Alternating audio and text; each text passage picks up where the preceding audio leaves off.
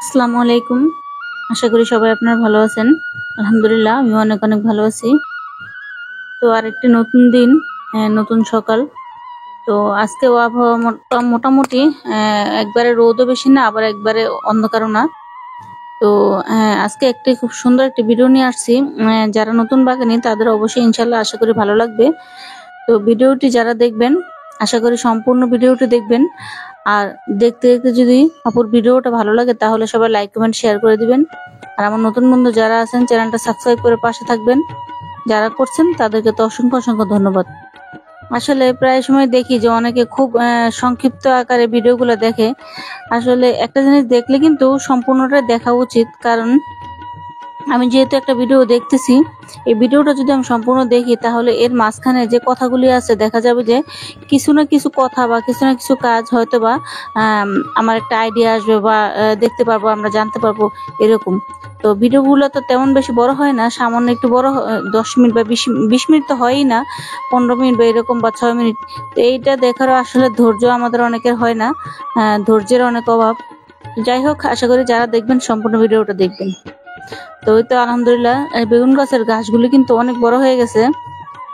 তো কিছুদিন আগেও কিন্তু গাছগুলি কিন্তু খুব ছোট ছিল, তো অল্প কয়েকদিনই কিন্তু আবার খুব বেড়ে গেছে। তো এগুলো যদি এখন যদি আমরা ছোট থাকতে উঠিয়ে না দিই তাহলে আমাদের গাছের খাবারে কিন্তু এরা কিন্তু ভাগ বসায়, কারণ এগুলা কিন্তু খুব দ্রুত হারে বাড়ে। তো এখন ছোট থাকতে যদি এগুলো পরিষ্কার করে দেওয়া হয় তখন দেখা যায় যে আর আপনার বড় হলে শিকড়টাও নিচে কম থাকে, আর সেখান থেকে আবার নতুন করে হয় না। আবারও হবে হবে না যে তা না, কিন্তু বড় হলে দেখা যায় যখন আপনি গাছটা টান দিবেন তখন সম্পূর্ণ গাছটা আসে না, দেখা যায় শিকড়টা থেকে যায়। তো এইভাবে করে গাছের নিচের আগাছাগুলি অবশ্যই পরিষ্কার করে দিতে হবে। আর আলহামদুলিল্লাহ মোটামুটি গাছগুলোর গ্রোথ এখন পর্যন্ত ভালো আছে। আর এই যে নতুন করে কিন্তু ফুল আসতেছিল এই গাছের মধ্যে, তো আমি এই ফুলগুলি এখন নিব না, গাছটা আরেকটু বড় করব, বড় করার পরে তারপরে ইনশাল্লাহ এখান থেকে ফুল নিব। তো মাচা আসলে আজকে ভিডিওটা যেমনটা দেখছেন যে ছোট গাছে টবের মধ্যে কিভাবে মাচা দিতে হয়। তো হ্যাঁ, মাচা আসলে লতানো গাছের জন্য, সব গাছের জন্য কিন্তু মাচার প্রয়োজন হয়। তো এই যে যেমন এই আমার চিচিঙ্গা গাছগুলোতে মাচা দেওয়াতে আলহামদুলিল্লাহ গাছগুলো কিন্তু মোটামুটি খুব সুন্দর করে কিন্তু বাড়তে পারছে। আলহামদুলিল্লাহ এখান থেকে ফলন আমি মোটামুটি পাইতেছি আলহামদুলিল্লাহ। তো আজকেও দুটো হারভেস্ট করলাম, সবগুলো একসাথে নিব না, যেহেতু নিজের গাছের জিনিস একবারে নিয়ে ঘরে রেখে ফ্রিজে রেখে খাওয়ার তো কোনো মানে হয় না।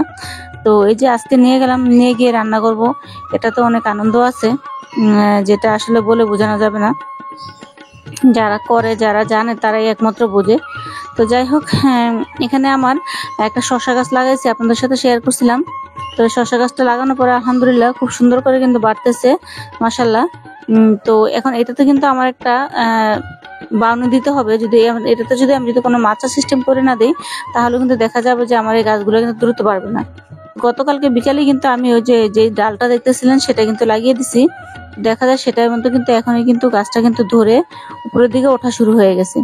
তো এখন আমার এখানে কিছু পাট শাক গাছ ছিল, মোটামুটি অনেকগুলি পাট শাক গাছই আছে। তো এখান থেকে আমি 2-3টে কিন্তু এখানে সাইড দিয়ে কিন্তু দিয়ে দেবো।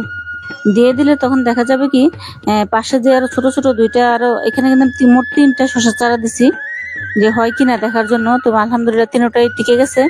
তো এখন গাছগুলাকে কিন্তু মাচা যদি আমি ধরিয়ে না দিই বা সিস্টেম করে না দিই তাহলে কিন্তু গাছগুলো কিন্তু খুব দ্রুত বড় হবে না।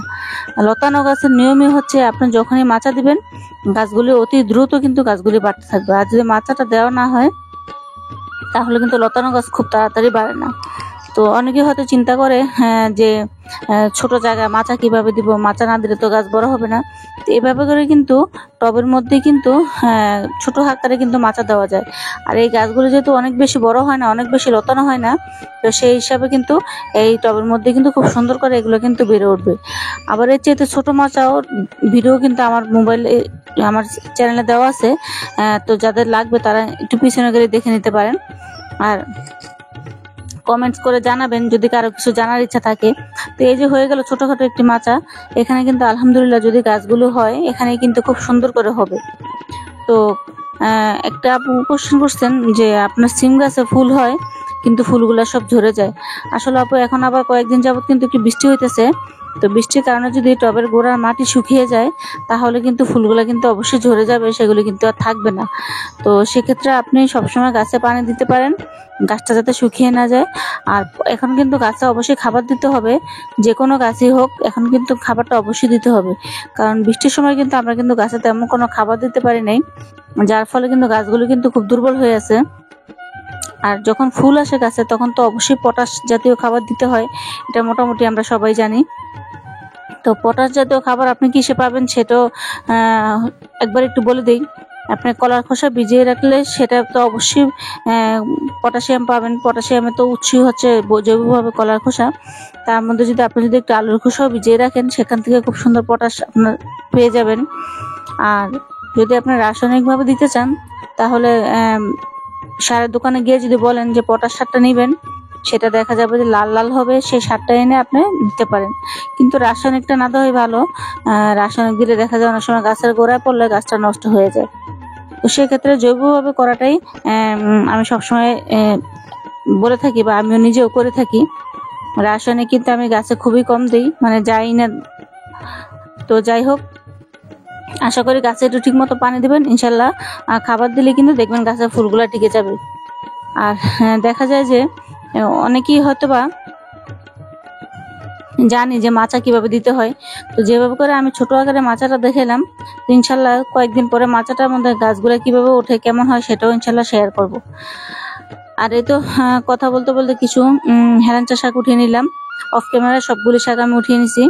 তো এই গাছগুলিতে মাশাল্লাহ শাক কিন্তু বড় হতে অনেক বেশি সময় লাগে না। তো অল্প যত্নে কিন্তু গাছগুলো কিন্তু খুব সুন্দর হয়। আর ডোকাগুলো যদি কেটে কেটে যদি লাগিয়ে দেওয়া যায় তাহলেই দেখা যাবে যে খুব সুন্দর করে কিন্তু সেখান থেকে কিন্তু শাকগুলো হয়ে যায়। তো আমার এই পর্যন্ত 2বার করে হারভেস্ট হয়ে গেছে এই হেলাঞ্চা শাক থেকে। আর এই তো আজকে ঢেঁড়স মনে হয় না এখান থেকে ঢেঁড়স পাবো। একবারে উপরের ফুলগুলি একবারে যাই 2-1টা ছিল নষ্ট হয়ে গেছে, এগুলো আর হবে না।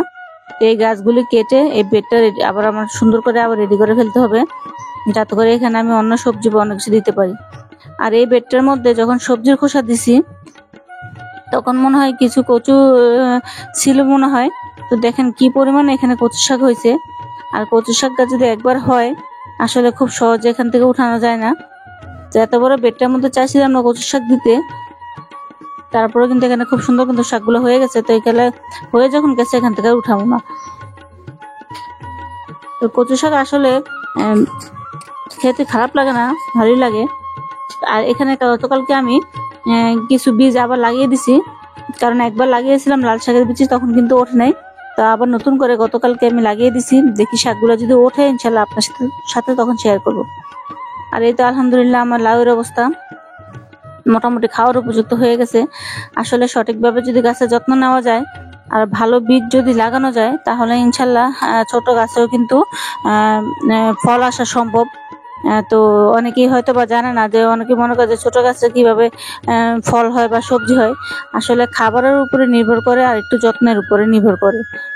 আর এই যে এখানে কিছু বরবটি গাছ ছিল নতুন চারা, তো এগুলোর মধ্যে দেখছি অনেক পরিমাণে পোকা হয়েছে। তো এখানে কালকে আমি ওষুধ দিয়ে দিছি বিকালবেলা। তো এখন দেখি আলহামদুলিল্লাহ সবগুলি মোটামুটি মরে গেছে। তো আশা করি এখন আবার কিছুদিন আবার গাছে আবার পোকা থাকবে না। আর যেহেতু শীতকাল সামনে আসতেছে, শীতকালে কিন্তু গাছে তেমন একটা পোকাও হয় না। তো এটা আমার এই পাট গাছগুলি, তো এগুলো আমি শুকিয়ে রেখে গোড়াগুলি কেটে শুকিয়ে এগুলো আমি এখানে আবার যে আমার গাছগুলি আছে বরবটি গাছগুলি এখানে এগুলি দিয়ে একটি মাচা দিয়ে দেব। কারণ বাগানের জিনিস দিয়ে কিন্তু বাগানে কিন্তু একটু বুদ্ধি খাটিয়ে কিন্তু কাজ করা যায়। কারণ এখন যদি আমি এখানে অন্য মাচা দিতে চাই আমার এখানে বাঁশ লাগবে আর অনেক কিছু লাগবে। যেহেতু আমার হাতের কাছে বাঁশটা সেগুলি কিছু নাই, সেহেতু কিন্তু আমরা কিন্তু এই যে আমাদের বাগানের জিনিস দিয়ে কিন্তু ছোটখাটো করে কিন্তু একটা কিন্তু মাচা দিয়ে দিতে পারি। আর লতানো গাছে যদি আপনি পেঁচিয়ে পেঁচিয়ে যদি ওইখানে রাখেন, যেটুকুর মধ্যে মাচা দেবেন গাছগুলো কিন্তু অতটুকুর মধ্যে থাকবে। তো যাই হোক, আশা করি যারা দেখছেন তারা বুঝতে পারবেন যে ছোট গাছেও মাচা দেওয়া যায় বা সেখানেও ফলন হওয়া সম্ভব। কারণ লতানো গাছ একটু মাচা পেলেই তখনই কিন্তু খুব সুন্দর করে বেড়ে যায়। তো এভাবে করে আপনারাও ছোট ছোট জায়গায় চাইলে টবের মধ্যে মাচা দিতে পারেন। সবসময় যে বড় জায়গা লাগবে আসলে সেটা কিন্তু কোনো কথা না, ছোট জায়গায় খুব সুন্দর করে মাচা দেওয়া যায়। আর এই করলা গাছটার মধ্যে এখন আর তেমন একটা করলা হইতেছে না। তো কয়েকদিন দেখবো, দেখার পরে এখান থেকে গাছগুলো উঠিয়ে ফেলতে হবে।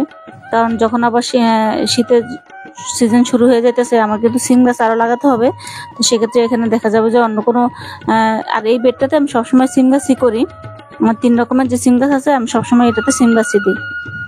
তো এই তো আজকে ছোট্ট একটা ভিডিও, যদি কারো ভালো লাগে কমেন্টসে জানাবেন, আর যদি কারো কোনো পরামর্শ দেওয়ার থাকে সেটাও দিবেন। কারণ অনেকের পরামর্শ আসলে অনেক কিছু শেখা যায়। আর ভিডিওটা আবারও বলি, একটু সম্পূর্ণ দেখবেন, তাহলে কিন্তু ইনশাল্লাহ আশা করি আপনাদের ভালো লাগবে। তো ভালো থাকবেন, আল্লাহ হাফিজ।